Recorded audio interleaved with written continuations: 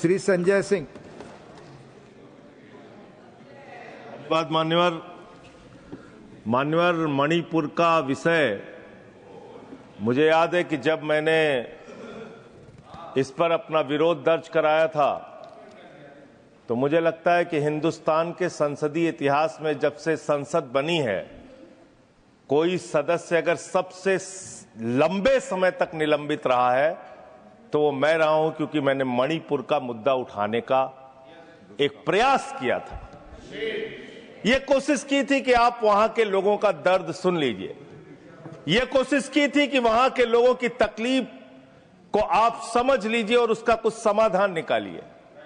और गलती ये थी कि मैं नारा लगाते हुए उस हाउस में बेल के अंदर चला गया था और उसके बाद मुझे 11 महीने तक सस्पेंड रखा गया। एक सेशन के लिए कहा गया, लेकिन फिर सेशन के अंतिम दिन उसकी अवधि बढ़ा दी गई। कोई चिंता की बात नहीं सर, आप 11 महीने सस्पेंड करें, मार्शल से बाहर फिकवा दें, आप सत्ता में कुछ भी कर सकते हैं। लेकिन जो जायज मुद्दे इस देश के हैं, अगर देश का कोई हिस्सा जल रहा है, अगर वहां दंगे फसाद लड़ाई और झगड़े हो रहे हैं, तो इस सदन का सदस्य होने के नाते एक नहीं 1000 बार हम लोग उस मुद्दे को उठाएंगे। माननीय गृह मंत्री जी वहां पर गए थे, 10-15 दिन वहां की स्थितियों का जायजा लेकर आए थे। मुझे याद है इन्होंने ऑल पार्टी मीटिंग बुलाई और उस ऑल पार्टी मीटिंग में सारे लोगों ने अपनी राय दी और ज्यादातर विपक्ष के मित्रों की यह सलाह थी कि उस राज्य के मुख्यमंत्री वहां की हिंसा के लिए सीधे तौर पे जिम्मेदार हैं, उनको हटाइए। जब तक वो रहेंगे तब तक वहां पे शांति की बहाली नहीं हो सकती। ये एक तरफा सुझाव था सारे विपक्ष के लोगों की तरफ से। मैं उस मीटिंग में मौजूद था मान्यवर। ये बार बार हमने कहा कि अगर हिंसा कराने वाले के हाथ में ही राज्य की बागडोर रहेगी तो किसी भी हालत में वहां पे शांति की बहाली नहीं हो सकती। कुकीज और मैतीस का झगड़ा, उनके बीच में शांति का प्रयास वो व्यक्ति कर सकता है जो शांति की मनसा रखता हो। ऐसे ऐसे दृश्य मणिपुर ने देखे, ऐसी ऐसी वारदातें देखी। चर्च जलाए गए मान्यवर, मंदिर जलाए गए मान्यवर, हत्याएं हुई लोगों की, घर जलाए गए लोगों के।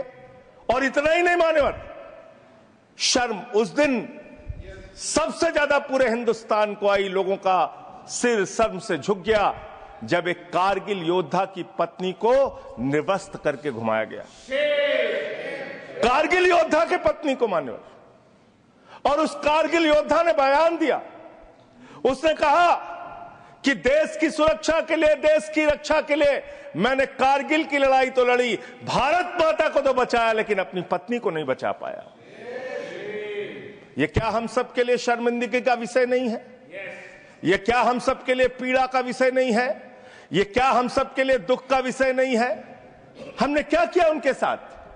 भारत के प्रधानमंत्री 2 वर्षों में मात्र 36 सेकंड के लिए बोलते हैं मान्यवर। 36 सेकंड इसी पार्लियामेंट में 36 सेकंड के लिए प्रधानमंत्री जी ने मणिपुर के ऊपर अपनी बात कही थी, संवेदना जताई थी। कहीं उन्होंने कोई मणिपुर के बारे में बात करना भी उचित नहीं समझा। जाना तो बहुत दूर की बात है, जाना तो बहुत दूर की बात है। 2 साल में आपको अमेरिका जाने की फुर्सत है, आपको दुबई जाने की फुर्सत है, आपको कतर जाने की फुर्सत है, आपको दुनिया के तमाम मंगोलिया जैसे देश में आपको जाने की फुर्सत है, हर जगह जाने की फुर्सत है। आपको मणिपुर जाने की फुर्सत नहीं। इसका क्या जस्टिफिकेशन आप मणिपुर के लोगों को देंगे? इसका क्या कारण आप मणिपुर के लोगों को बताना चाहते हैं? कैसे वो यकीन करें कि भारत के सबसे बड़े अभिभावक, भारत के प्रधानमंत्री उनके दर्द में उनके साथ खड़े हैं? मान्यवर, राज्यों के प्रति आपका अलग अलग रवैया रहता है, समझा जा सकता है। जहां विपक्ष की सरकारें हैं उन सरकारों के प्रति आपका भेदभाव रहता है, समझा जा सकता है। लेकिन जिस राज्य में आपकी डबल इंजन की सरकार है, वहां तो आपकी दोहरी जिम्मेदारी है। दोहरी जिम्मेदारी सुरक्षा की, दोहरी जिम्मेदारी रोजगार देने की, दोहरी जिम्मेदारी उस राज्य के विकास की, दोहरी जिम्मेदारी उस राज्य के किसानों के विकास की।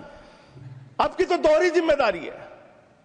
लेकिन जहां आपकी डबल इंजन की सरकारें हैं, वहां ये लड़ाई झगड़े फसाद कब रुकेंगे मान्यवर?